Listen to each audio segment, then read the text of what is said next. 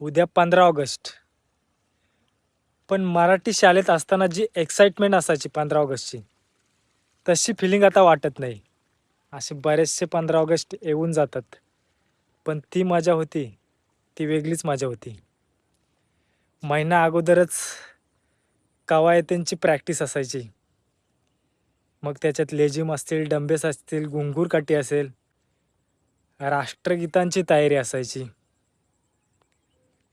आणि महत्त्वाचं म्हणजे मराठी शाळेतला तो गणवेश, पांढरा शर्ट आणि खाकी पॅन्ट. ती मित्रांनो फिलिंग होती ना, ती वेगळीच होती. म्हणजे उद्या 15 ऑगस्ट, तर आजच्या रात्री झोप नव्हती लागत. पहाटे लवकर उठत आणि ते इस्त्री मारलेले कपडे. आणि मित्रांनो खास म्हणजे काय माहिती आहे का?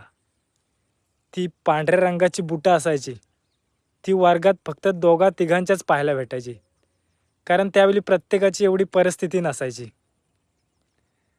आणि उद्या कोणाचा हात पकडायचा म्हणजे प्रभात फेरीला कोणाचा हात पकडायचा, ही तयारी सुद्धा 1-2 दिवस अगोदरच झालेली असायची. भारीच दिवस होते ते यार.